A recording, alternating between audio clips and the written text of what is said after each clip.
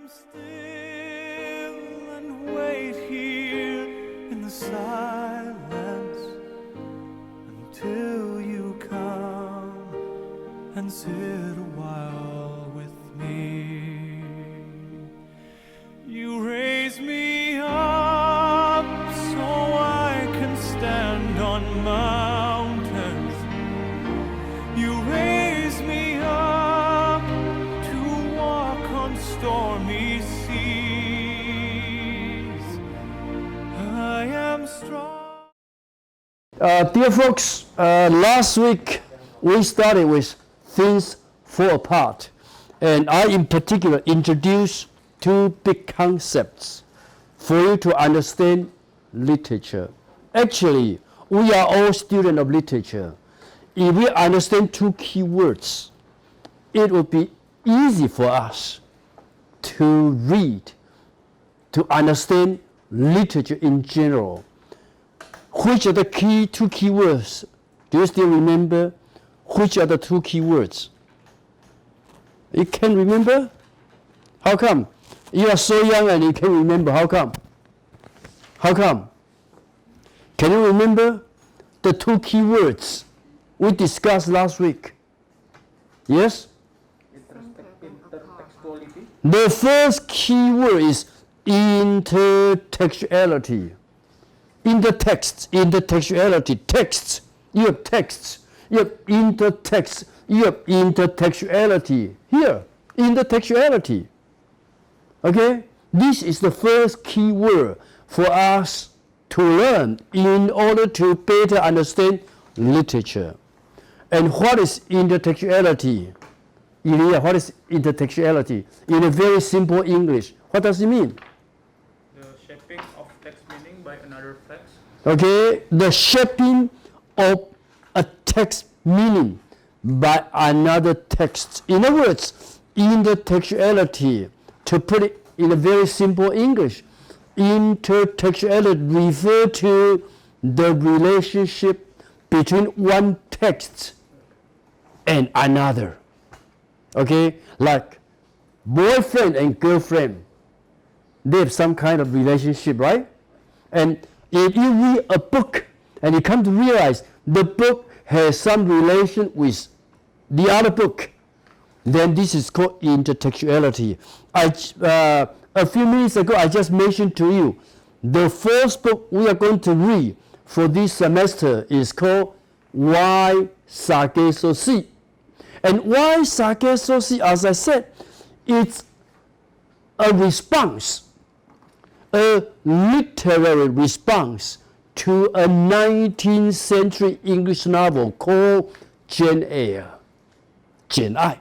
It's a response to Jane Eyre. So if you read the first novel we are going to cover for this semester, you come to realize when Jim Rees, the author of Why Sake So Sweet, wrote the novel, she had Jane Eyre in her mind. So the two novels have very strong relationship. This is called intertextuality. So here it says, it's the shaping of a text meaning by another text. Okay? The meaning of one text is determined by another text. And this is a very important concept for us to understand literature. So here it says, intertextuality is a literary device. Device means method. It's a kind of method, a literary device that creates an interrelationship between texts, interrelationship between texts. So intertextuality talks about the relationship between one text to another and generates related understanding in separate works. Last week, I talked a little bit about the beginning of Things Fall Apart. And I asked you to refer to the very beginning. 4 lines come from a poem by W.B. Yeats, The Second Coming. Did you remember? And the author in particular, quote the poem by W.B. Yeats here just want to alert the reader, to remind the reader to the fact, or of the fact that when he wrote Things Fall Apart, when he composed this novel, he had W.B. Yeats' poem in his mind. So he want the reader, to refer to the poem. So this book and W.B. Yeats' poem, they are related. One text shapes the meaning of another text. This is called intertextuality. This is very important concept, intertextuality. We often say in Chinese, 天下文章一大抄, right? Could you follow me? In other words, all good writing is a kind of imitation. We imitate, 模仿. So that's the reason why, if you want to become a good writer of English, if you want to learn how to become a good writer of English, what you need to do is to imitate good masters, people who write beautifully, and you imitate how they write. Then eventually you will become a very good writer. Not just, writer, even painter, artists as well. Think about Picasso. Picasso later on became so famous, but he started his artistic career by imitating. So imitation to me is a necessity, especially if you are a new person who wants to get engaged in a certain creation, writing, for example, art, for example. So this is called intertextuality. Of course, you need to make a distinction between intertextuality and plagiarism. Today we have a term called plagiarism. Plagiarism in Chinese, 抄袭. It's a very serious mistake. If I ask you to write an essay, you just copy it from Google. You just copy it from some other, scholars writing. That would be a serious mistake. This is called plagiarism. But intertextuality, imitation, is not a plagiarism. Could you follow me? This is the difference. So here, as philosopher William Irving wrote, the term has come to have almost as many meanings as users, from those faithful to Kristiva's original vision to those who simply use it as a stylish way of talking about allusions and inference. In other words, what the philosopher William Irving wants to say is, because the term has been overused, so the term now has very flexible meaning. You use the term in your own sense. I use the term by my definition. So the term has been overused. So the term might mean different things to different people. So when you write your thesis, 写论文的时候, when you write your article, when you use the term intertextuality, you have to say, I use the term intertextuality to mean, according to Kristiva, to mean what? To mean the relationship of one text to another. You have to put it in this manner to make sure your reader will follow your definition. Each one has different definition.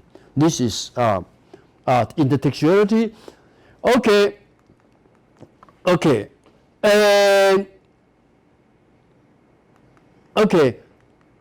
Intertextuality also, again, there's one particular point we need to point out. Julia Kristiva. Actually, the term was coined by this woman philosopher, Julia Kristeva is a very famous feminist, 女性主义者, a philosophy in feminism. Okay, she created the term, she coined the term called intersexuality. But as William Irving said, because the term has used pretty often, so sometimes the term might mean differently to different author. Okay, and here intersexuality also talks about a literary discourse strategy. It's a kind of discourse strategy, writing strategy, utilized by writers in novel, in poetry, in theater, and even in non-written texts. Okay, example of intersexuality are an author's borrowing a transformation of a prior text and a reader's referencing of one text in reading another. For example, if you happen to read, let's say, The Little Prince, 小王子, for example, if you happen to read The Little Prince, and in your reading of The Little Prince, you come to realize, oh, The Little Prince has much to do with the Christian Bible, for example. Then you can say The Little Prince and the Christian Bible, they have some kind of relationship. This is another example of intersexuality. Could you follow me? Is it clear? Okay. So this is intersexuality. This is one important term for us to better understand literature. Another important term I mention pretty often is called this term, contextuality. Context. Contextuality actually refers to the time. Okay? Like we are living in the 21st century. The historical time, the place, the social environment, the cultural environment, the social setting, the cultural setting of a certain text. If the book, let's say, was written in the 19th century, the time, the 19th century, is one of the contexts of the book. If the novel, if the book was set in England, 场景在英国, then the setting in England is one of the contexts. Of course, we can set the setting not in England. We can set in New York. We can set in, like Jamaica. We can set in, like in this book, in Africa, for example.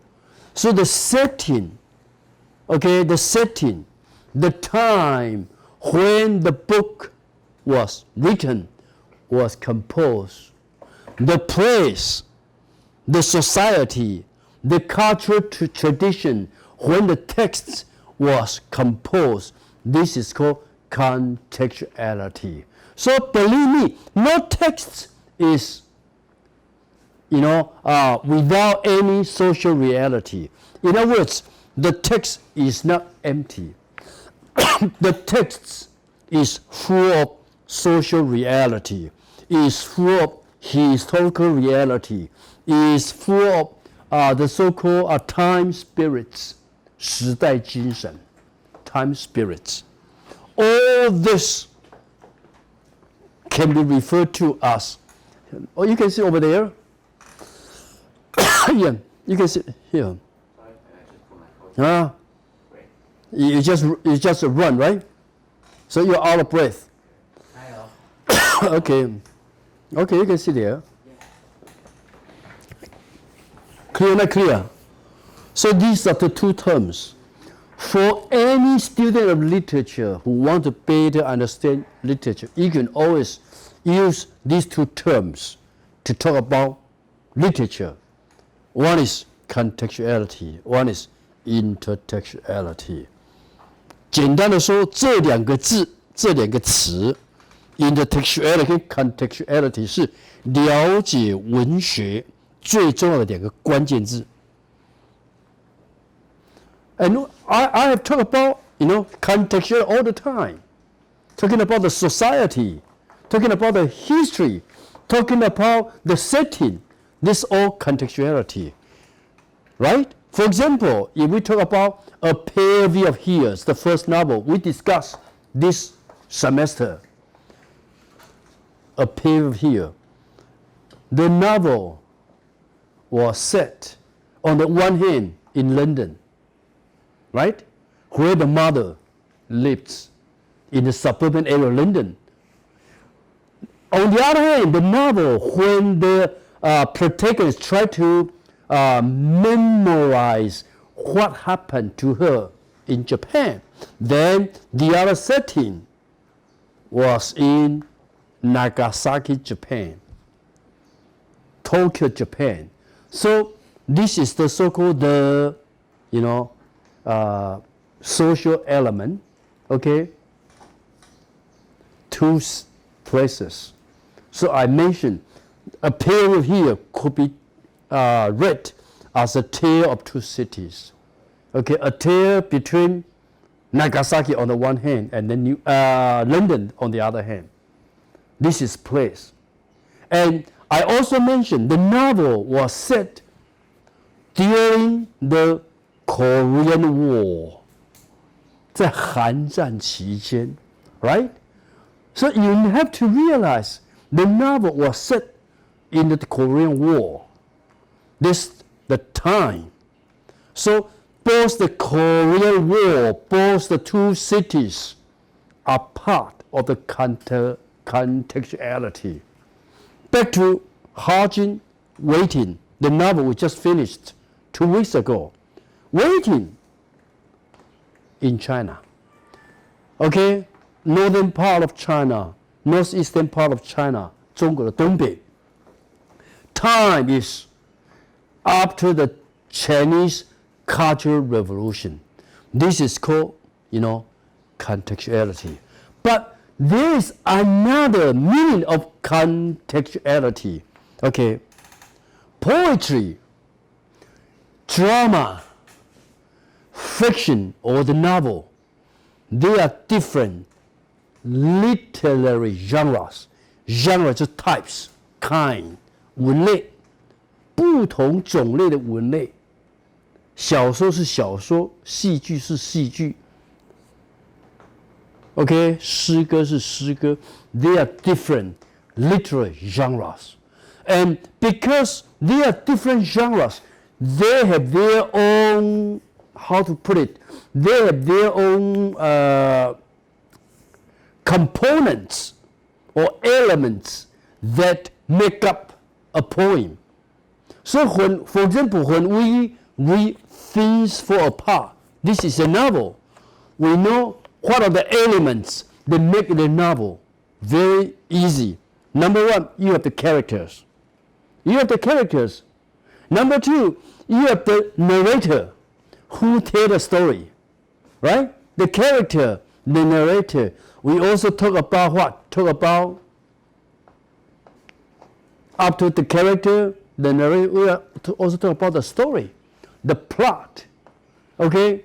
These are the very essential elements of the novel. When it comes to a poem by any poet, we talk about the song, the sense, the image, the metaphor. You compare your beloved, you say, my love is like a red, red rose. It's a kind of metaphor, a kind of comparison. So in poetry, we talk about metaphor. We talk about the image, okay? And in prose, in drama, for example, Romeo and Juliet in drama, we talk about what? We talk about the conflict. The conflict. So in different literary genres, we have different focus. And contextuality also refer to the kind of, generic, elements. This is called generic codes or generic elements. So here it talks about contextuality is the contexts of each historical and cultural setting. This is called contextuality. In other words, historical and social or even cultural setting is important. But it also means in terms of its textuality, in other words, the qualities that characterize the text as a text. If it's a poem, what characterizes a poem as a poem? If it's a novel, what makes it a novel? If it's a drama, what makes it a drama? So when you read a drama, the reading of reading a drama should be different from the reading of reading a poetry. Could you follow me? So that is the reason why in our curriculum we might have separate courses, okay, called selected reading in English poetry, called selected reading in English novel, called selected reading in English drama. Could be 3 separate classes because we are dealing with 3 separate genres. 文类 ，OK， 小说跟诗歌不应该是一样吗？你读小说跟读诗歌的读法不一样啊。Could you follow me？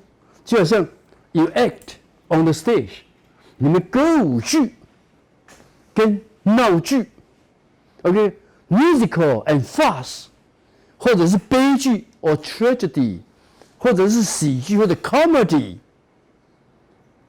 that should be quite different. The way you present, the way you perform should be different because they are different genre. Okay? So this is called, contextuality. In other words, bear in mind historical, social, cultural context, okay? Or generic codes of a text like poetry, drama, prose, fiction, biography, etc. This is contextuality. It's another important key term for you to better understand literature. Intertextuality and contextuality. In this class, if you, after you finish this course at the end of the semester, if you happen to forget everything I've taught to you, it's okay.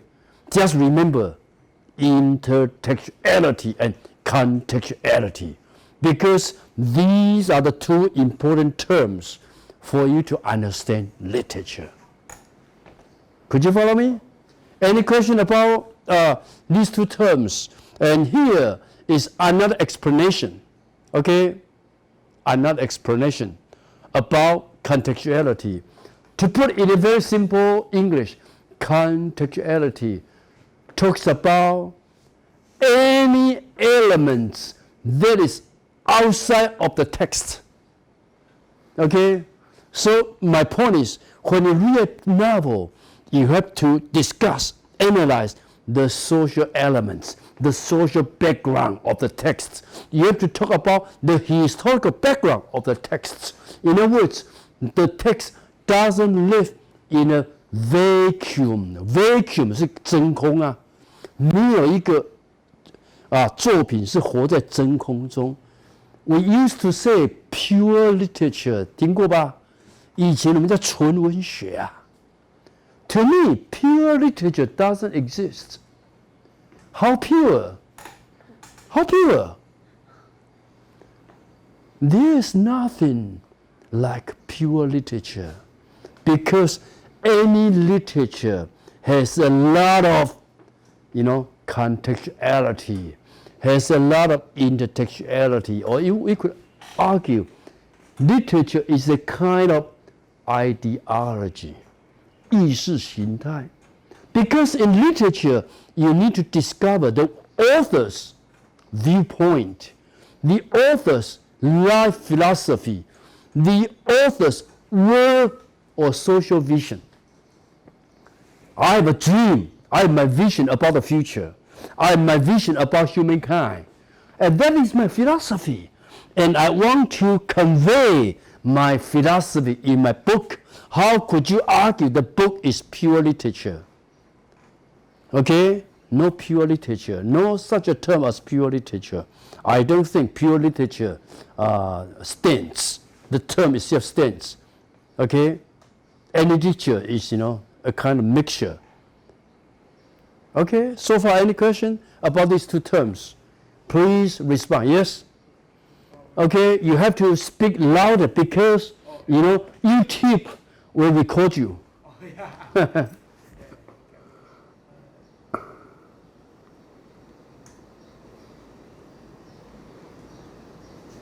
Yes?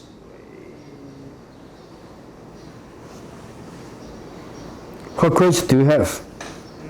I don't think so. Hmm?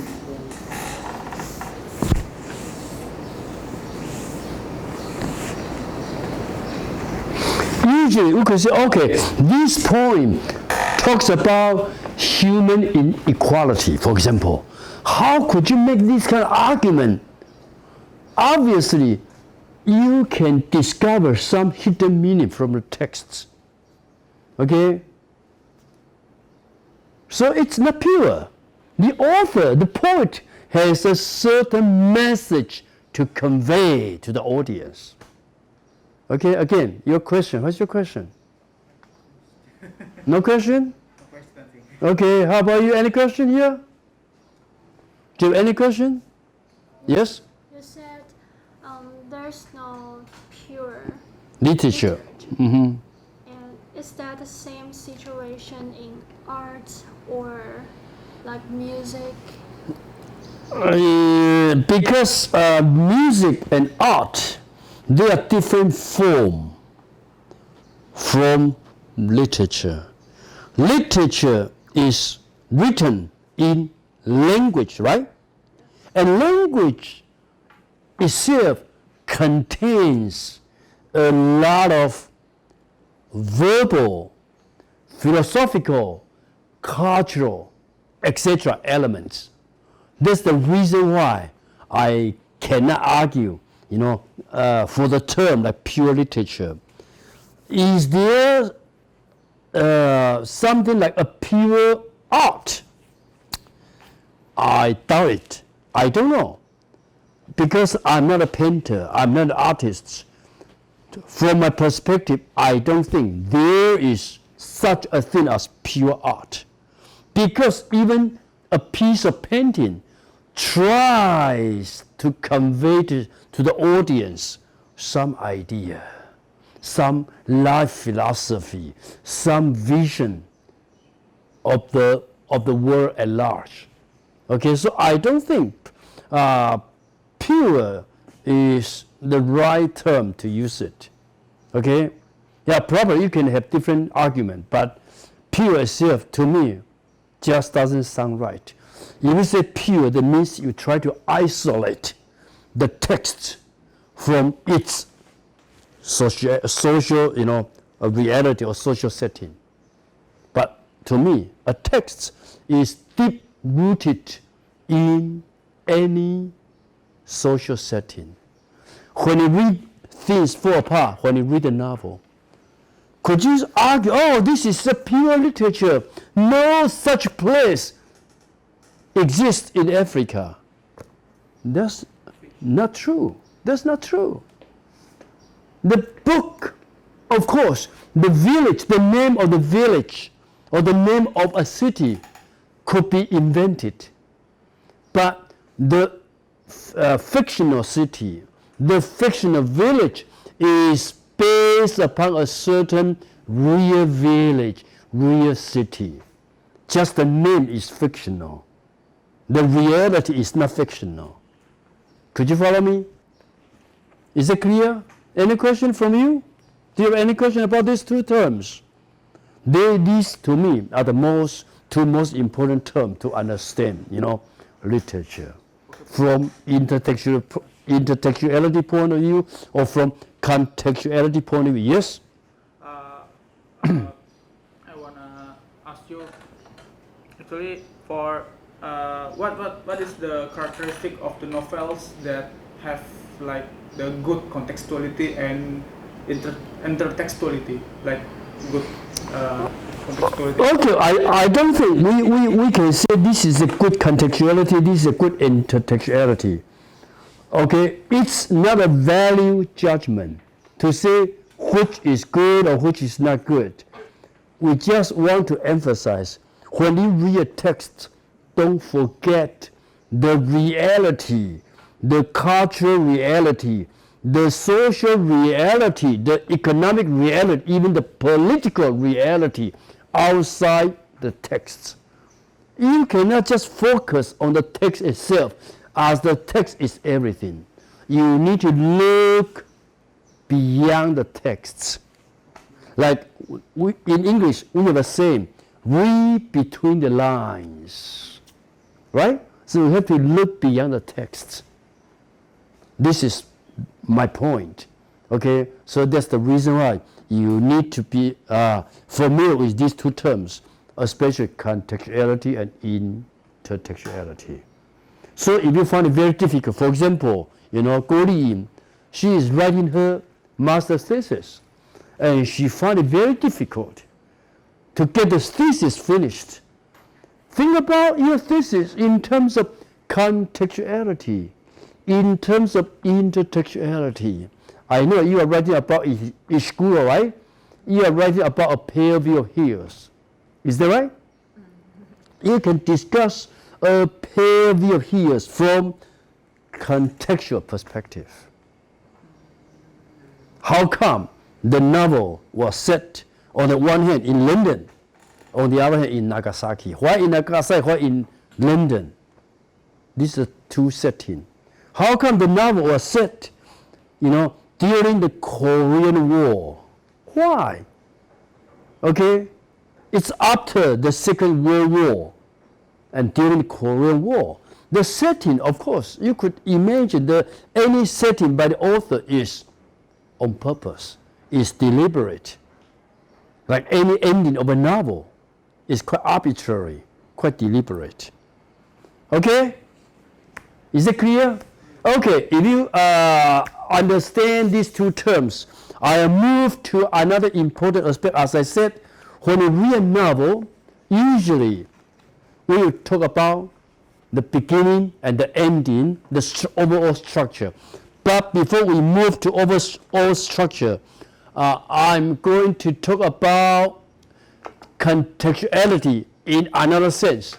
So here it says contextuality is in reality deceptively simple. It looks very simple, but it's not that simple.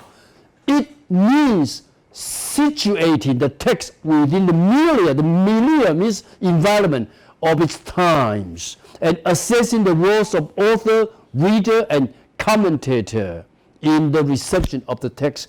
Even the reader is part of contextuality. You are the reader, I'm the teacher. I try to teach the text to you. I'm the interpreter, I'm the commentator. You are the student, you receive, you sit there, passively receive, for example, what I'm delivering. You are the reader in a sense. So even the reader, even the commentator, they are all part of the so-called contextuality, okay? And if you are good at business, in business, we have a method called SWOT. SWOT analysis, SWOT 分析是商业最容易的一个分析模式。SWOT analysis, SWOT, okay? SWOT, S refer to strength, okay? W refer to weakness, O refer to opportunity, T refer to threats, okay? Let me give you one example. We are all students of the Department of Foreign Language and Literature.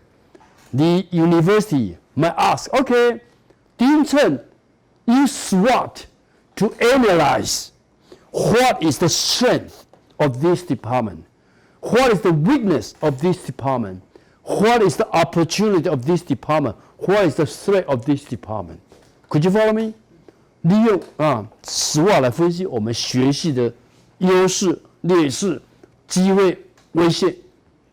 Then we can come up with a good strategy for development. So in business, we use the term SWOT. This is more or less like contextuality. In literature, we call contextuality. In business, they just call it SWOT. Okay, just give you some idea. Okay, then another example, this is the example of intertextual I mentioned to you. Things fall apart. Actually, the term itself comes from WBS, the second coming, and we read this, first stanza of the poem already. Turning and turning in the widening gyre, the falcon cannot hear the falconer. Things fall apart. The center cannot hold. Mere anarchy is loose upon the world. So even the title of the novel comes from the line. things fall apart. So again, the author in particular want to remind us, the reader, when you read the novel, try to have W.B. Yeats' The Second Coming in mind. And what the author, what the novelist want to emphasize is the center cannot hold. Everything is chaotic. A whole tradition, a whole African tradition collapsed, all because of the arrival of the white people, all because of the invasion of the British, colonizers. Could you follow me? This is one good example of intertextuality. Then I think we are going to talk about the novel and the setting itself. The novel actually, as I mentioned, written by Achebi in 1959. Okay, 1959. It's more than 60 or 70 years ago. And Achebi was a Nigerian writer. Okay, Nigerian writer.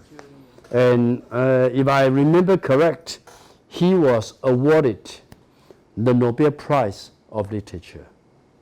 Nobel 文学奖 Joan Achebi. Okay? And the book itself is regarded as the archetypal modern African novel. In other words, consider a very typical African modern novel. And according to Time magazine, the novel was ranked one of the 100 best English language novels. Okay? The Time magazine did select 100 best novels written in English. And this novel is one of the best 100 novels. Okay? And the setting, as I said, the setting in Nigeria, that's the place. Okay? At the turn of the 19th century, that's the time. Okay? At the turn of the 19th century, in other words, the end of 19th century, the beginning of the 20th century. Okay? 19世纪20世纪交接的那个period. Okay? The novel actually records the rise and fall of Okonkwo, the hero, a powerful leader in the Igbo tribe, as he fights against the turning tide of British colonization. So the whole novel actually talks about Okonkwo, the hero, the African hero, and he becomes a tragic hero. Why tragic? Because at the end he dies. He dies in fighting against British imperialism, in fighting against British colonization. So in a good sense, you could call this novel a what? A modern Greek tragedy. So the second thing I'm going to talk about is Greek tragedy. You can read the novel as if you are reading a Greek tragedy. Do you remember any Greek tragedies? You did read, 西洋文学概论, Introduction to Western Literature, right? Did you happen to remember any title of Greek tragedies? Any title? Any title of Greek tragedy? Any? The story about the Oedipus. Oedipus. Okay, yes, Oedipus. There's a love story about Oedipus. Oedipus the king. Oedipus the king is one of the titles. Oedipus the king. Okay, 伊底帕斯王嘛. Oedipus the king is one of, Greek tragedies. His daughter is called Antigone. Antigone is another Greek tragedy. Okay, so when you read the novel, when you read Things Fall Apart, the second thing I'm going to call your attention to is you can read the novel as if it's a modern day Greek tragedy. And in a Greek tragedy, you will always find a tragic hero. A hero who died a tragic death at the end. Why tragedy? Because at the end, the hero dies. This makes it a tragedy. If nobody dies at the end, it's not a tragedy. It could be a comedy. Or it could be historical. Could you follow me? But a tragedy, by definition, means at the end, the hero dies a tragic death. 英雄最后都是最后死掉啦，叫悲剧英雄嘛，或者英雄的悲剧。Okay? And how come the hero dies at the end? How come? What makes the hero a tragic hero? If Ian decides to jump from the second floor to the ground and he died because he jumped to the ground, Ian cannot be called a tragic hero. You cannot be called a tragic hero. That's a stupid behavior, not a tragic hero. So what makes a hero a tragic hero? Yes. Okay? If you kill yourself because Dina refused to have dinner with you, and you kill yourself, right? I can tell you, you are not a tragic hero. Not a tragic hero. That's a stupid behavior. Okay? So my point is, what makes a hero a tragic hero? Why tragic? Personality flaw. Personality flaws. Character flaw. Personality. Tragic hero tragic hero 什么？那个什么？ Okay, you can say 熊的弱点。 to dream the impossible dream. Okay, Ian has a certain dream, and he realized the dream is impossible to come true, but he still keeps dreaming about the impossible dream. He simply cannot get it fulfilled because of the constraint of time, the limit of time, because of the limit of place. Okay? But he knows he is limited by time. He is limited by place. He is controlled by a lot of external pressures. But still, Ian, for all this, tries to fulfill the impossible dream. By fulfilling the impossible dream, Ian dies at the end. Then that is a tragic hero. Ian, in this sense, you are a tragic hero. Okay? Could you follow me? To try to, fulfill, to reach the impossible. Okay? You are bound, you are controlled, you are contained by a lot of forces. But you try to reach out by overcoming all these forces. But at the end, you come to realize the forces are too powerful. You die because of this. This is called tragic. This is what makes a tragic hero. Okay? If Dina, right, is Miss Universe. Okay? If she's Miss Universe, if she is all your inspiration. Okay? And you are just a poor boy, poor guy. Okay? Could you follow me? But you try to, to marry Dina, the symbol of goodness, the symbol of morality, the symbol of beauty. Okay? That's your dream, right? And eventually you come to realize you cannot fulfill the dream. And on your way to fulfill a dream, you encounter tragedy. Then you can be called a tragic hero in that sense.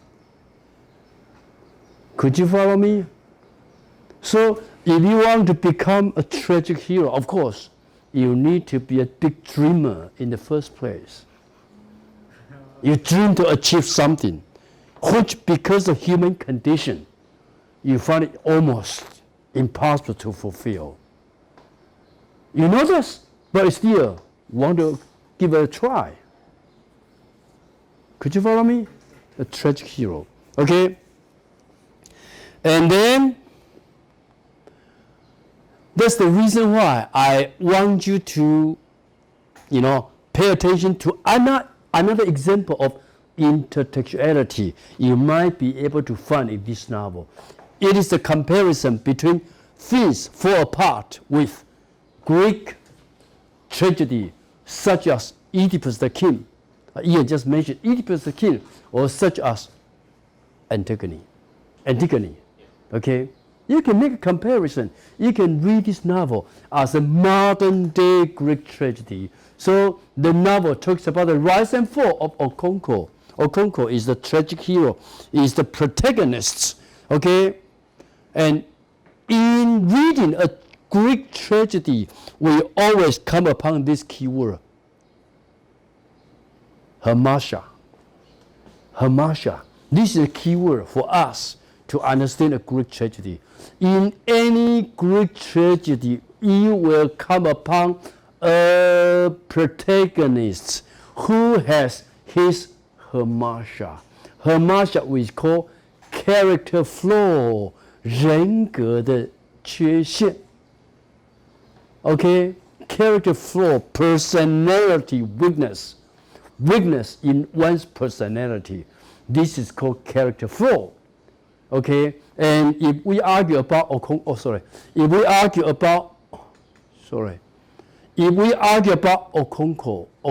the protagonist, what's his Hamasha? His character flaw, his weakness.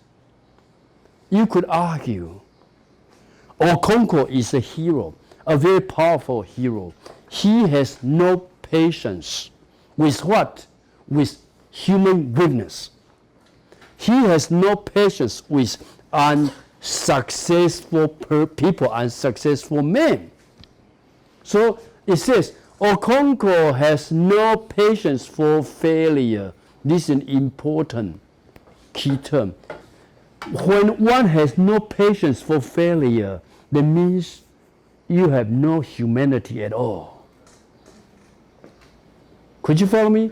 We show some sympathy for other people. Sympathy, 同情心啊. Okay? We can bear with other people's weakness. We know no one is perfect. Each person has his or her weakness. And we have to bear their weakness. But Okonkwo, because he is the hero, he has no patience for any failure. If you are a failure, then in his eyes, you are just useless. You are just a nobody. That is his, Hamasha. Okay? And if we read about Okonkwo's own father, Unoka, you come to realize, in Okonkwo's eyes, his father was a total failure. The father was very merry-making person. The father liked to have fun. Okay? The father simply cannot save any money. He was always in debt. Okay? The father loved to seize the moment to enjoy life. So when the father died, the mother had no title. The father had no fortune. The father had no wealth. Okay? So in the eyes of the son of Okonkwo, the father was a total failure. That's the reason why he had no patience with the father. Also, when he tried, he has a family, but Okonkwo tried to lure his family with a heavy hand. A heavy hand, a heavy hand. Okay, like a detector. It's 高压政策. Okay? The father was very stern. Okay? That's Okonkwo. Stern 是很严厉啦. Okay? So, later on we are going to talk about Okonkwo's character flaw. And because of this character flaw, because of this hamasha, at the end, the hero dies. Could you follow me? And that has been happening in any Greek tragedy. If you are familiar with Greek tragedy, you come to realize any Greek tragedy talks about the rise and fall of the tragic hero. Okay? The book also talks about the rise and fall of Okonkwo. Okonkwo rise up from poverty. He rise up from misfortune. He becomes the best wrestler in his community. Wrestler 是摔跤啊 ，OK， 就像日本的摔相扑啊 ，OK， he becomes the champion wrestler in his village, in his community. He becomes a hero. So the book talks about the rise of this hero. But how come the hero, jump into his downfall? How come? Because he is too proud of himself. Because he cannot bear with any weakness. Because he has no patience for failure. That means he has no patience for any human weaknesses. That is his hamasha. That is his character flaw. And because of this character flaw, his fortune begins to reverse, to change toward the other direction. From good to bad, okay? From rise to fall. So I just want you to bear in mind to have Greek tragedy in your mind. This is another intertextuality. In other words, when you read this novel, Things Fall Apart, you have W.B. Yeats' poem in mind, The Second Coming in mind. You have any Greek tragedy in mind, then obviously you pay enough attention to the text's contextuality. Could you follow me? Okay, I think we can take a short break, okay? 我们休息几分钟 okay? We take a short break and we'll return. 你可以先关掉 We have talked about two big terms, intertextuality and contextuality. And I want you to use these two terms when you read Things Fall Apart. Okay? When you read Things Fall Apart. Okay? And then we talk about the Greek tragedy. And you can read Things Fall Apart as a modern Greek tragedy. Okay? And one key word about the Greek tragedy is hamasha. So we are going to talk a little bit about the term hamasha. Hamasha in Greek means to miss the mark. 你打靶没有打中 okay? You miss the point, miss the mark. Or to error, to make a mistake. Okay, this is hamasha. So hamasha means you make a mistake. When you try to get something done, you miss the mark. Okay, this is hamasha. So it is often associated with Greek tragedy, even though it is also used in Christian theology, but mostly in Greek tragedy. In other words, if you want to talk about Greek tragedy, you need to talk about hamasha. Okay? Hamasha, as it pertains to dramatic literature, was first used by Aristotle in his Poetics. I think this is important. Poetics has been considered the first literary criticism. 第一部文学批评就是 Poetics. 亚里士多德的诗学 Okay, Aristotle, Poetics by Aristotle. And as I said, if you are interested in literary theory, if you are interested in literary criticism, Poetics has been regarded as the very first book that talks about literature. Okay, Poetics.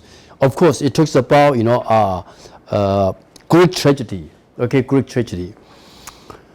In In tragedy, hamartia is commonly understood to refer to the protagonist's error or flaw, character flaw, personality flaw, that leads to a chain of plot action culminating in a reversal from their good fortune to bad fortune. This is why it's important. So when you read a Greek tragedy, you will look for the character flaw. What is the hamartia of the protagonist? So in reading Themes Fall Apart, we are going to talk about the hamartia in Okonkwo. How come Okonkwo achieved great success at an early age? Okay, became one of the greatest heroes in his tribe. How come Okonkwo suddenly, reverse his good fortune? What happened? So this chain reaction has much to do with his hamartia, with his character flaw. And as I just mentioned a little bit in our previous discussion, Okonkwo's hamartia mainly lies in his intolerance, his having no patience with failure. Okay? So, here I just quote some passage from the books to talk about Okonkwo's hamartia. One is on page 4. Okonkwo, he had a slight stammer. In other words, he stammered a little bit. Okay? 会口急啊，讲话不顺畅。A little bit stammer. In other words, what is emphasized is Okonkwo is very good at physics, but he is not very good at verbal communication. Could you follow me? 不擅长沟通，擅长用双手打人。That kind of hero, okay? So Okonkwo had a slight stammer, and whenever he was angry and could not get his words out quickly, he would use his fists. It happens sometimes, right? Do you have such a boyfriend? Use his fists always to you. Fists. 拳头啊。No? So your boyfriend is very gentle, very nice, right? Yes or no? Yes. Yes, good. Good for you. Okay? If you have Elia as your boyfriend, then you will suffer. Elia loved to use his fists. Elia, how come? Because you are not good at communication. When you get angry, you cannot say things properly. Okay? Better for you to use fists. Okay? This is Okonkwo, okay? He had no patience with unsuccessful men. And this is the key point. He had no patience with unsuccessful men, showing he has no human tolerance. We are humans, and to err is human. To forgive is divine. We are human beings, so we make mistakes all the time. Okay? Could you follow me? But he simply cannot tolerate human weakness, showing no sympathy for unsuccessful men. And in particular, he had no patience with his father, because his father, in his eyes, is a total failure, heavily in debt, having no title when he died. Okay? Then another important character, Unoko. Unoko actually is Okonkwo's father. Of course, you will find the name not easy to remember. Okonkwo, Unoko, Toko, what kind of ko, right? Not easy to remember because that's African names. Like we find it very difficult to remember your name, Ilya, right? That's Arabic. That's Arabic? Yeah, Arabic. Yeah, Arabic. 他的很多印尼人他的名字都是阿拉伯文你们应该知道majority of Indonesian people, they are Muslims. 回教 Okay, and a lot of Muslims, came from Arabic, right? So you're much influenced by the Arabic culture. Huh? No, that's true. By the Arabic culture, Arabic. You have to go to, Mecca every year to worship Allah, right? 麦加朝圣地嘛. That's in Saudi Arabia. Okay? So a lot of influence from Arabia. So your name is Arabic, right? Okay. So Inoko is the name of Okonko's father. Okay, the name of Okonko's father. He said, for that was his father's name. He died 10 years ago. In his day, he was lazy. The father was lazy. Okay, and Okonko simply could not tolerate someone who was lazy and improvident. Improvident means poor.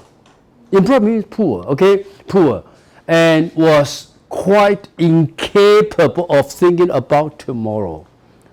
Okay, everything for today. Seize the moment. Enjoy now. Okay, forget tomorrow. This Elias' philosophy, right? Elias' philosophy, right? Enjoy the moment, forget tomorrow. Okay, so long as you are happy now, it's okay. Who cares about tomorrow?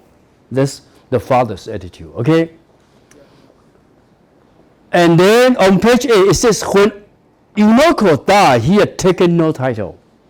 No title, okay? And it's important for a person to have a title to show that he has some achievement, okay? Taking no title. And he was heavily in debt. That's the father. 债主高台, okay? Heavily in debt. Any wonder then that his son Okonko was ashamed of him? So the son was ashamed of the father. The son couldn't show any respect for the father because in his eye, the father was 100% failure. And that was really the hamasha in Okonko.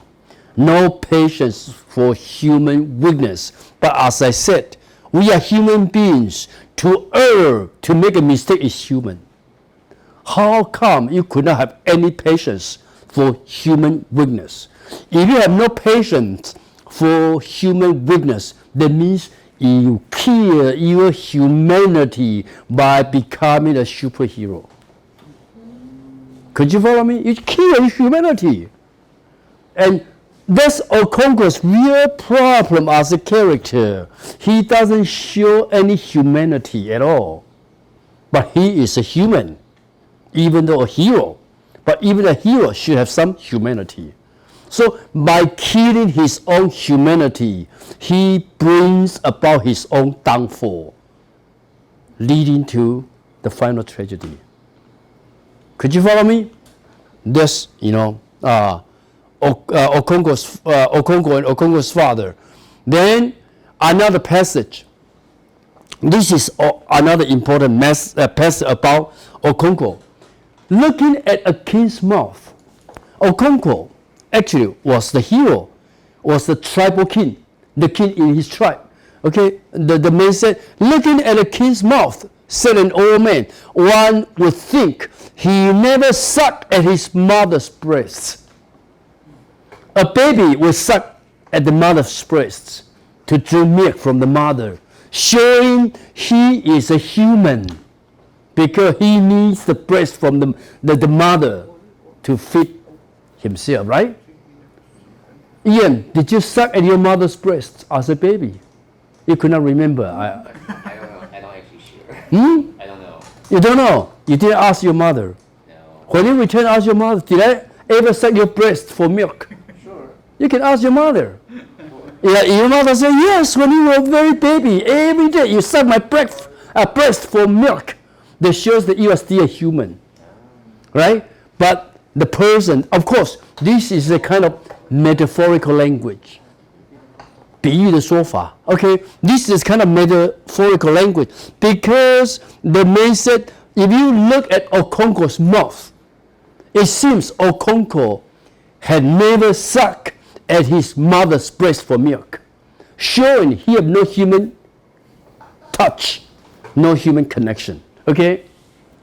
He was talking about Okonko, who had risen so suddenly from great poverty and misfortune to be one of the lords of the clan. Clan means tribe. Okay, the leader of the tribe. Indeed, this old man respect Okonkwo for his industry. Here, industry means being very diligent. 勤劳啊, a hard-working person for his industry and for his success. But he was struck, should be us, as most people were. He was struck, as most people were, by Okonkwo's brusqueness, suddenness in dealing with less successful men. In other words, the passage implies Okonkwo was very impolite. He was very rude to any unsuccessful people. This Okonkwo. And I just point out this is Okonkwo's hamasha. That is his character flaw. So if you want to argue about Okonkwo's character flaw, you can quote a lot of passages from the book supporting your argument. Actually, simply because Okonkwo has killed away his humanity by acting so ruthlessly, so rudely to other people. Okay? So, and then continue. Anyone who knew his grim means very serious struggle against poverty and misfortune, could not say he had been lucky. Okay? In other words, Okonkwo became successful not because he was lucky, but because he worked for it. If ever a man deserved his success, that man was Okonkwo. At an early age, he had achieved fame as the greatest wrestler in all the land. Okay? Wrestler is a good term to describe Okonkwo. Okonkwo was a hero because he had become the greatest wrestler in his tribe. Wrestler 是摔跤嘛, Then later on, we are going to talk about a little bit about this. Ikimifuna. If you have read the book, you come to know the name of a boy. The boy came from other tribe, and the boy was entrusted, 交付给 Okonkwo, because Okonkwo is the great hero, the leader. So the boy was entrusted to Okonkwo for him to take good care of the boy for 3 years at most, because after 3 years, the boy should be killed as a revenge. Could you follow me? So Okonkwo brought up the boy along with his own son. And this boy, Ikimifuna, called Okonkwo father. Okay, so their relationship is like son and father. But when the crucial time arrived, Okonkwo decided to kill the boy according to the custom. Okay, a tooth for a tooth, an eye for an eye, the custom. A lot of people advise Okonkwo. Advise Okonkwo. Okonkwo, don't kill the boy. Leave the boy alone. He called you father. Okay? Why do you have to kill the boy? Okonkwo, of course, could ignore the tradition by saving the boy. Could you follow me? But because Okonkwo wanted to prove he was a man of strength, he did not want to show his human feeling, human emotion. Showing human feeling, showing human emotion is considered a symbol of weakness. So Okonkwo did not want to be considered he was very weak. He decided to kill the boy. Okay? Of course, the boy was killed. And later on, we are going to read the passage. The very moment when the boy Ikimifuna was killed by Okonkwo, Okonkwo's good fortune began to reverse, to change.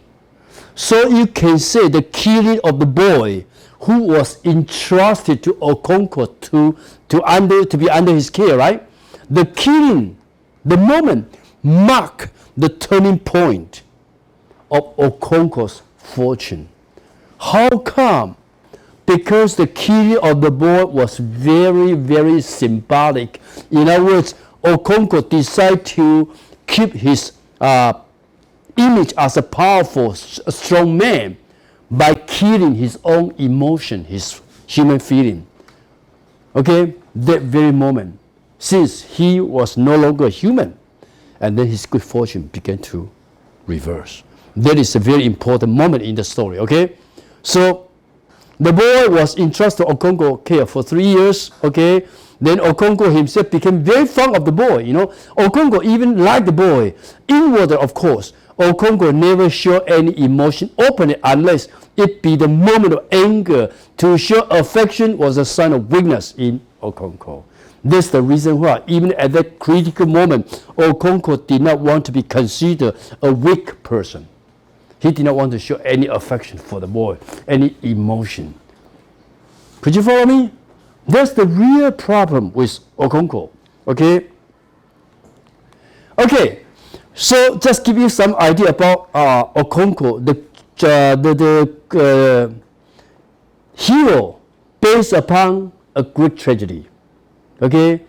You can read Okonkwo as a hero, a modern day hero, based upon the portrait of a Greek tragic hero. And we talk about Hermasha.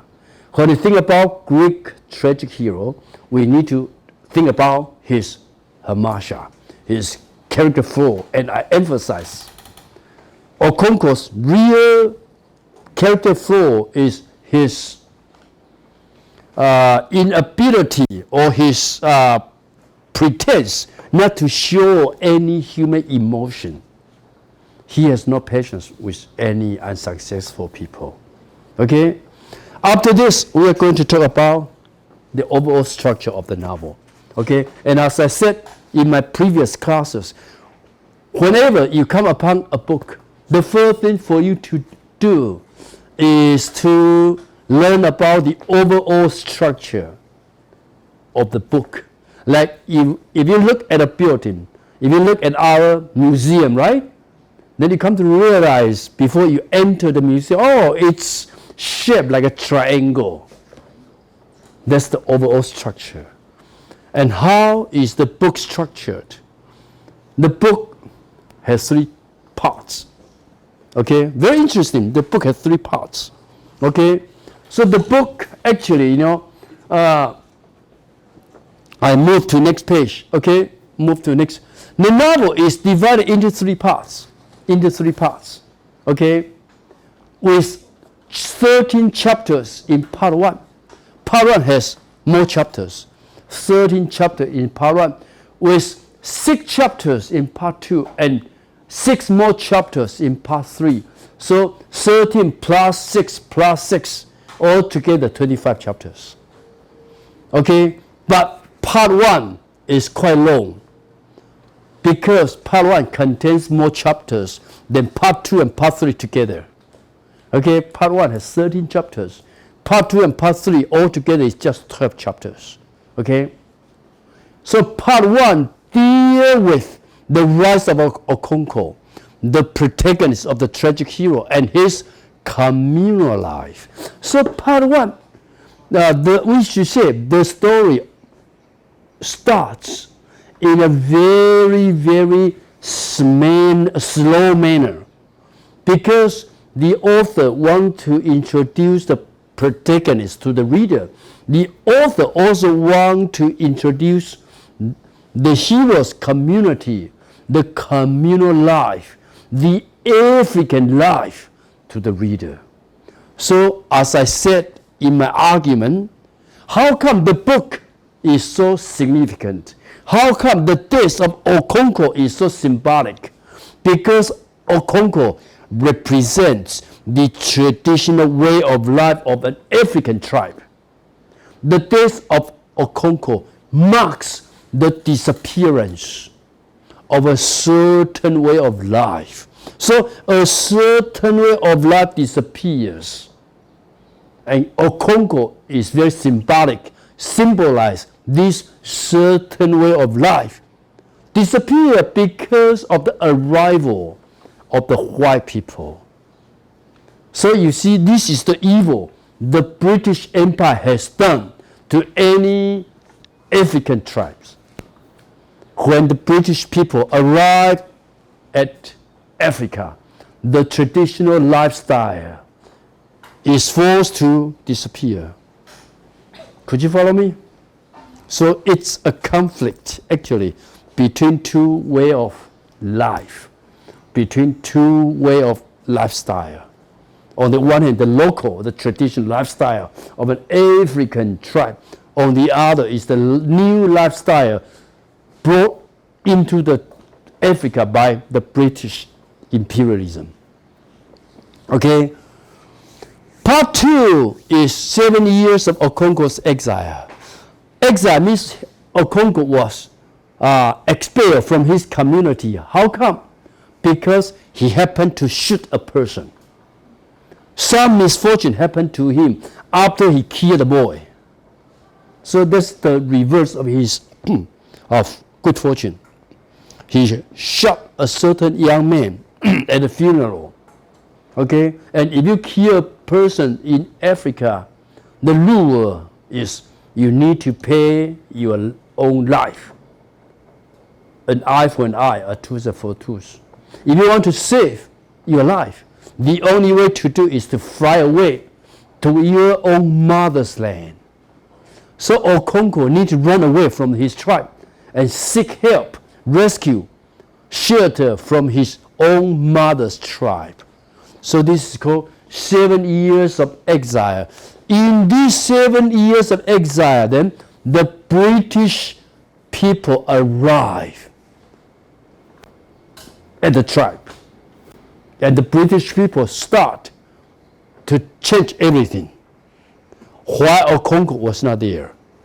And then chapter 3, Okonko returned back to his tribe, to his village, and he realized everything was changed to his fury, to his anger.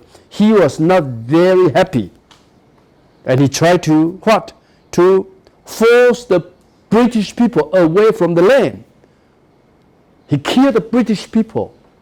He asked the people in his tribe, "Now I'm the leader. The leader has returned. Come follow me. We can work together to expel the British people away from the land."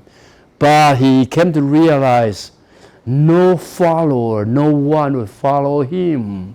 In other words, the society is changed again, a changing society. And the hero doesn't know the society after 7 years of exile, the society is no longer the same. So when he realized he wanted to fight against the British people and he cannot find any follower, he decided to commit suicide, to hang himself to death. Because if he didn't choose to hang himself to death, then the British people would come and caught her and put him to death. He did not want to die a disgraceful death. He wanted to die a heroic death. So at the end, the hero killed himself. Quite sad, quite tragic. Could you follow me? There's the part 3, okay? So back to the previous. So things fall apart actually is structure around the life and culture of an African tribe. The Igbo tribe. This is not a real tribe. It's the name of an invented tribe, okay? But it's based upon a certain tribe there, okay? In the book, it's called Igbo. Igbo族, Igbo tribe, okay? Like in Taiwan, 有布农族, 有阿美族, right? 有排湾族, 排湾, 布农, okay? Name of different tribe. You know how many tribes in our of the people in the mountain? I just know like the Aboriginal. Yeah, how many tribes? I don't just one maybe. 我们有多少族啊？ 16. 16. 我们有一个九族文化村，对不对？ They talk about 9 tribes, but these 9 tribes are the major ones. If we count the minor ones, more than 9 tribes. She just said 16. Actually, more than 16, but 16 should be the major ones. Tribes. In Indonesia, I know you have more than 500 tribes. Yes. Okay, there are more than 500 tribes. So, Ilya and Tina, they come from different tribes. Am I right? Right. Which tribe do you come from? Sunda, Sunda. How about Tina? Jawa. Java. Okay, so the novel is divided into 3 parts. The first is the longest one. And we'll explain how come the first is the longest one. The third part is the shortest one. The novel is different from many novels in the fact that the conflict between the hero and the British people, the conflict, the real conflict, does not come in the middle of the story, but rather in the end. This is something that is quite unique. In most novels, the conflict, because of conflict, the conflict will lead to the ultimate death. Okay? So the conflict does not come in the middle. Usually the conflict will come in the middle, but in this novel, the conflict comes at the end. That is the reason why this novel is quite unique in that sense. Okay? And then I just mentioned about this. Okay, so we begin with some explanation in detail about part 1. Part 1 deals with the vindication of tribal life in Africa. What is meant by vindication? Deal with the vindication of tribal life in Africa. What is vindication? Anybody here? What is meant by vindication? Ian, you are very good at vocabulary. Okay, what is meant by vindication? Deal with the vindication. Anybody here? Or you can check your Google. What does it mean? Vindication. What does it mean? What does it mean? Okay? What does it mean? You cannot find it? Vindication? Yes? Something related to violence. Something? Related to violence. Something really did. Related to violence. Something related to violence, vindication. Yeah, what does it mean? I think to say that if you're being sued by a guilty and you are gonna to speak out your voice that you're innocent, I think that's what the vindication is. Is it? No. So how do you put it in Chinese? 辩护. Justification. Yes. Justify. Yeah. Yeah. For example, you did not do anything wrong. Yes. And then someone says, okay, you did something wrong. You say, no, I did not do anything wrong. And you want to prove it. Yes. This is called vindication, justification. Okay? So the vindication of tribal life in Africa. What does that mean? In other words, to the reader, several aspects of tribal life sound very unusual, sound very strange. But the author just want to give us a picture how come the tribal life is like that. Try to give a good account of the tribal life. 做一个很好的解释 how come the tribal life is like that. This is called vindication of tribal life in Africa and the rising power and authority of Okonko. Intricacy and rituals of the Igbo culture serve as the backdrop, the background for the protagonist. The author highlights his strength and obsession with success. Okonko often acts irrationally and imprudent and carefully, which will cause his eventual downfall. Okay, and in part 1, the story happens mostly in Eumorphia. Eumorphia is the very tribe of Okonko, Eumorphia. Okay, that's part 1. In other words, how come part 1 has 13 chapters? Because the story, Things Fall Apart, doesn't talk about Okonko as an individual. also describes the tribe in general. Okay, so the death of Okonkwo is not an individual death. The death of Okonkwo also symbolizes the death of a certain tribal life. The death of a certain way of life. We like that kind of lifestyle or not is another issue. But obviously, Okonkwo's death marks the end of a certain way of life in Africa. So at the end, you come to realize the novel at the end is quite ironic, also quite melancholy at the same time. Melancholy 有点忧郁，有点凄凉。OK， 就像日本有一个很重要的小说家，哪一个人？村上春树啊？村上春树不是村上春树，日本有一个作家写得很凄凉悲凉，哪一个作家？啊？啊？太宰治，不是，他不够凄凉吗？他也很凄凉，对了哈。哦，你还想到还有谁？哪一个作家？啊？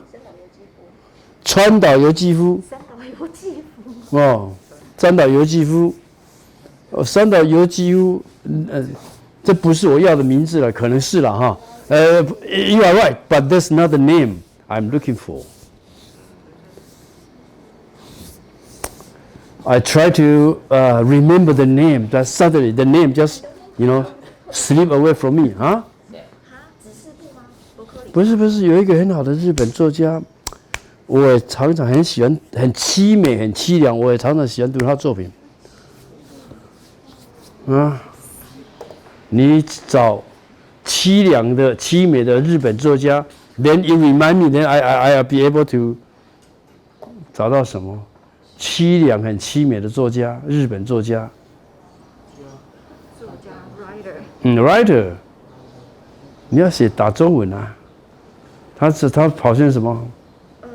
川端康成。哦 ，That's right， 川端康成。川端康成，你可以读读他的小说。川端康成是非常凄美，非常凄凉。OK， 川端康成 ，a Japanese writer， 他怎么说的啊？他怎么说？啊？啊？他英文怎么念？我念亚索纳里Kawabata, a very famous Japanese writer. 川端康成是不是获得是不是获得诺贝尔文学奖？对，1968。Yeah, the Nobel Prize winner. Okay, probably the first one in Japanese literature who was awarded with Nobel Prize literature. Okay, 川端康成。你如果喜欢日本文学，读读川端康成，非常凄美，非常凄凉。Okay, and this is my feeling when I finished reading the novel. 非常凄美，非常凄凉。At the end, the hero died a very lonely death. Okay, because he tried to fight for the tribe, but he came to realize he had no follower. Very sad. Okay, you act as the hero for the tribe. Fight for the hero, and you came to realize, for all your bravery, you came to realize no one follow you, no follower. So that's the reason why he chose to die by committing suicide. Okay?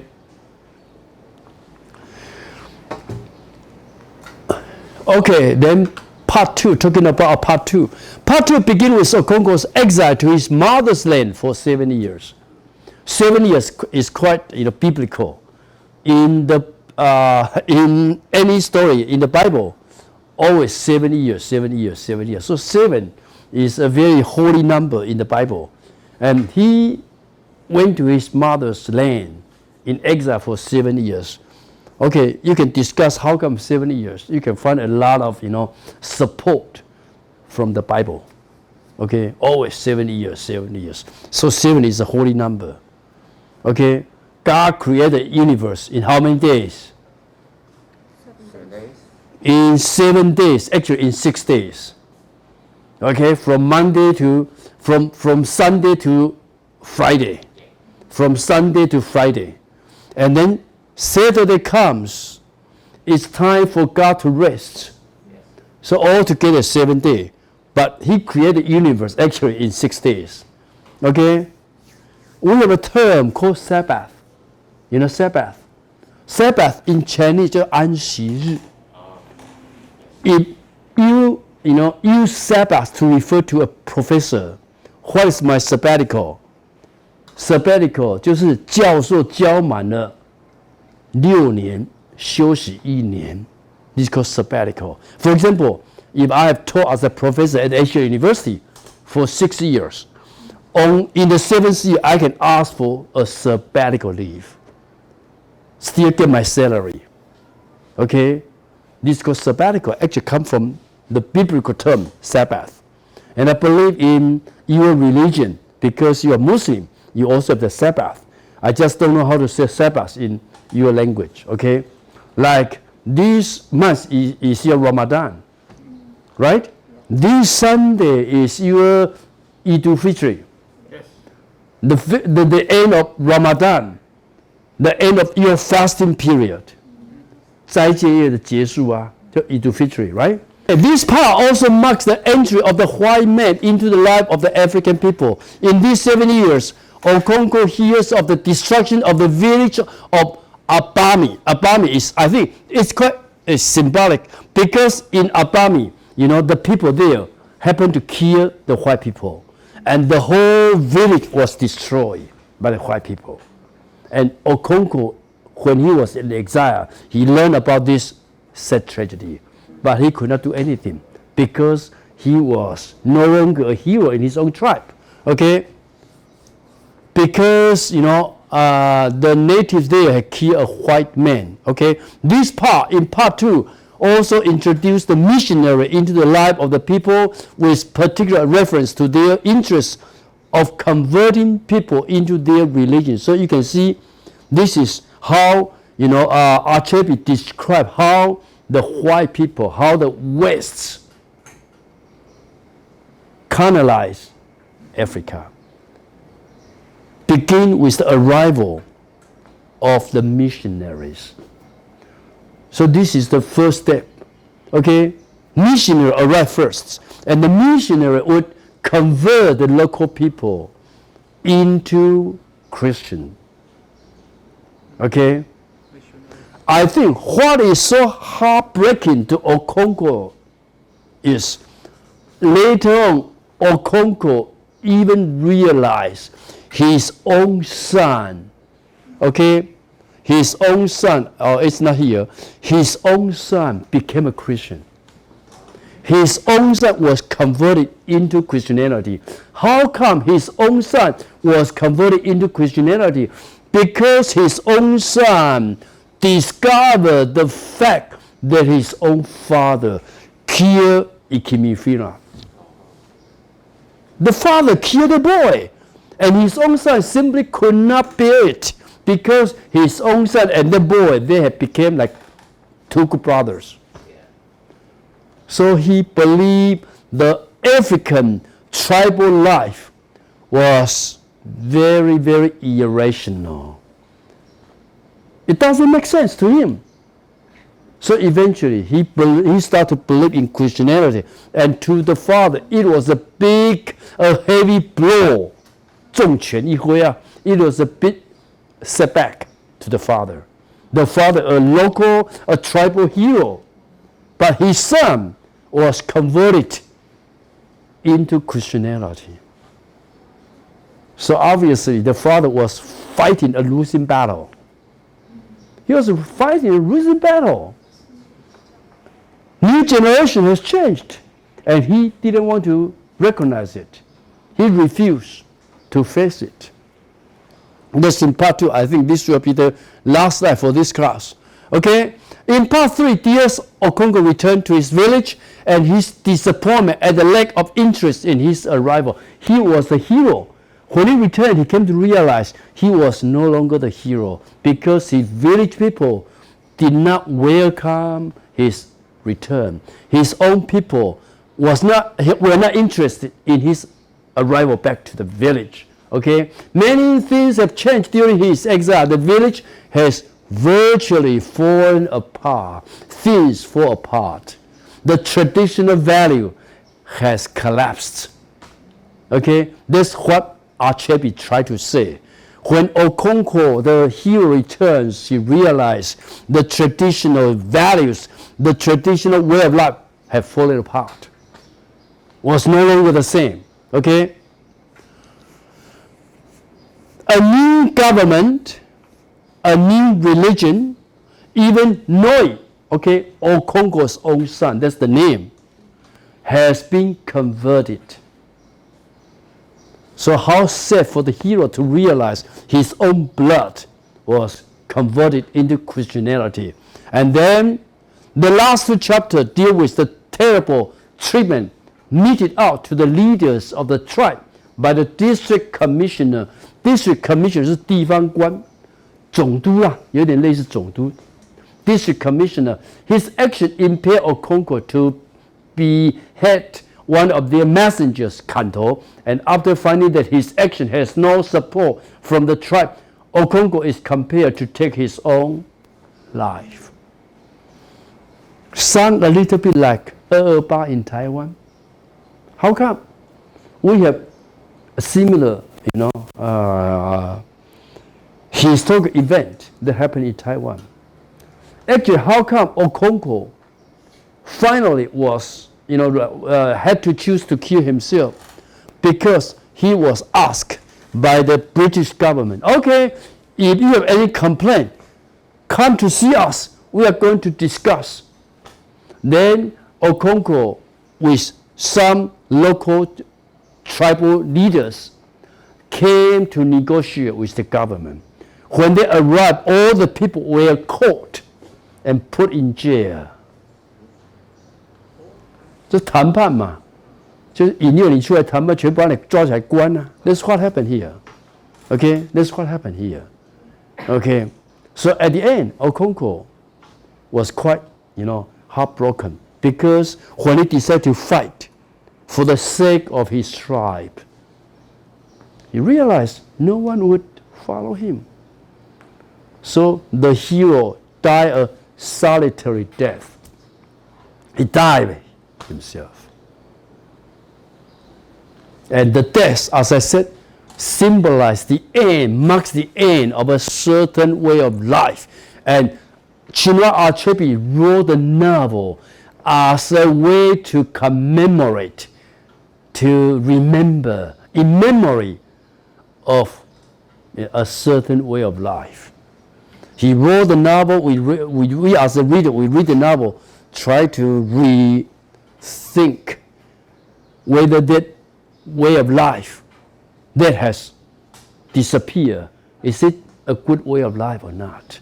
Which is better, the new way of life or the traditional life? We as the reader, we can judge. Okay, that's what the book is about. So we can also argue the book is very much post-colonial. 后殖民啊, okay, post-colonial in that sense. Okay, I think I leave 5 minutes for you to ask questions. Any question about this so far? I think we'll just end here. Okay, any questions? Yes? I didn't finish it yet. You didn't finish the book yet? No, we are going to, we will still discuss the book next week, don't worry. Today is not the last, tomorrow, next week will be the last class for this book, okay? We are going to discuss the book next week too, okay? So you have finished the book, it's okay. Any questions so far about this novel? Do you have any questions?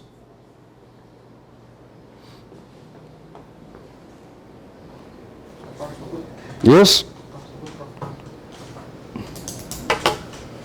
That's how the novel ends. Okay? Okay, let me finish this slide and then we finish this class. The novel ends on a note of irony. It has an ironic ending. How come it has an ironic ending? This is some question for you. Can you discuss how come the novel ends with a note of irony? A tragic hero dies a tragic death. A certain tribal way of life has disappeared. But how about the district commissioner? How about this person? The district commissioner, you could say he is the governor appointed by the British government, the ruler of the area, right? Was he concerned about Okonkwo's death? Was he concerned about the disappearance of a certain way of traditional life? No, not at all. The book ends when this district commissioner was engaged in writing a book about Africa. Okay? So to the whole history, it has just become one paragraph. The tragedy of Okonkwo will just be a paragraph in the book of the district commissioner. He was writing a book called The Pacification of the Primitive Tribes of the Lower Niger River. Okay? And the tragedy of Okonkwo would be mentioned in his book, but just as one paragraph in his book. So it's quite ironic. A whole tribe has disappeared. A whole way of life has disappeared. A great hero commits suicide. Should be a big event in the history of the communal life. But to this district commissioner, the whole story will just become one paragraph in his book. So very sad, very ironic. So you see the different perspective from the local people, the tribal people, and the perspective of the British Empire. So I mentioned post-colonial refer to two conflicting perspectives. One from the center, that is British Empire. One from the marginal, that is the local people. And the two perspectives are always in conflict. They look at things from different perspectives. So the book ends with the perspective of the central, of the British Empire. So to the British Empire, Okonkwo is just a piece of, he is a nobody, actually. A nobody, just an interesting incident. Could you follow me? Not something heroic, not something that is very tragic. No, not at all. But something that is quite funny, that's quite interesting. So we'll have further discussion about the novel next week. Okay? So see you next time. Okay, bye-bye. I am strong when I am on your shoulders.